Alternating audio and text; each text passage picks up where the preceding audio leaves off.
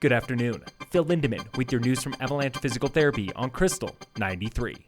Today was the first day back in class for Summit School District, where face masks are mandatory for students and teachers.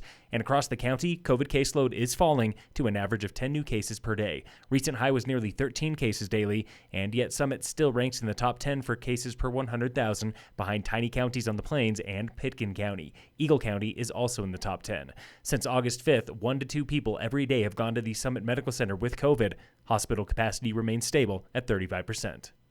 The numbers are in from CDOT, and the Glenwood Canyon closure sent an extra 14,000 vehicles onto detour routes every day, north and south. In 12 days of closure, 3 main detour highways saw a combined 168,000 additional cars. Highway 9 between Silverthorne and Kremling bore the brunt of it all, up 63%, from 8,000 cars daily to more than 13,000. US 285 from Fairplay to Salida got the highest volume bump, 17,200 cars daily, an increase of 37%.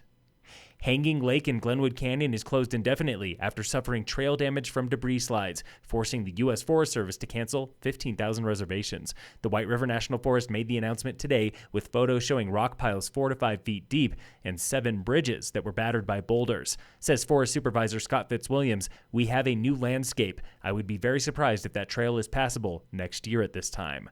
But the lake itself is doing just fine. The boardwalk there was undamaged. The water is clear and blue, and Fitzwilliams says the fish are swimming, oblivious to the damage done downhill.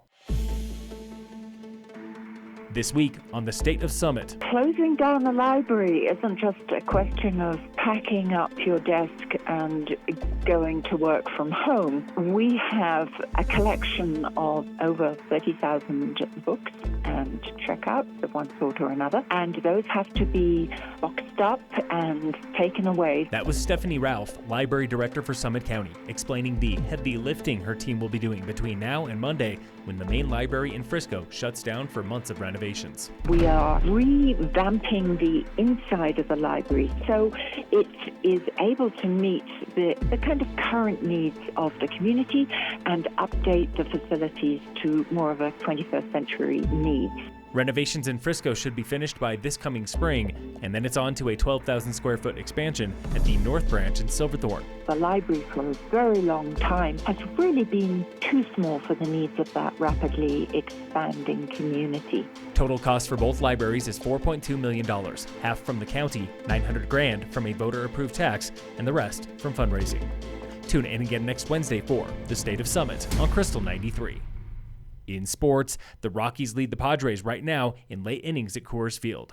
And in local sports, brought to you by American Family Insurance, the Weiss Agency, today is race 4 of the Summit Trail Running Series on the Flumes Trails north of Breck. Runners leave the start line at Gold Run Road around 5:30. There is no day of registration this year.